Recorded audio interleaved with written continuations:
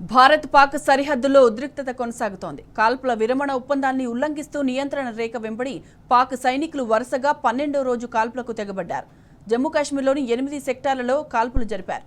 కుప్వారా, బారాముల్లా, పూంచ్, రాజౌరి, మెంథార్, నౌషౌరి, సుందర్బని, ఆఖ్నూర్ సెక్టార్లలో పాక్ కవ్వింపు చర్యలకు పాల్పడింది. దీనికి భారత సైనికులు ధీటుగా బదులిచ్చారు.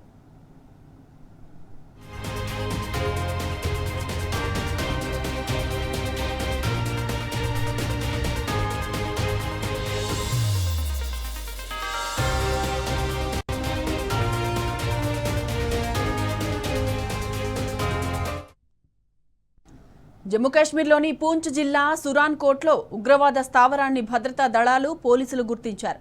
పహల్గామ్ ఉగ్రవాదుల కోసం పెద్ద ఎత్తున గాలింపు చర్యలు జరుపుతుండగా ఉగ్రవాద స్థావరం బయటపడింది. టిఫిన్ బాక్సుల్లో 3, స్టీల్ బకెట్లలో 2 ఐఈడీలను గుర్తించి స్వాధీనం చేసుకున్నారు.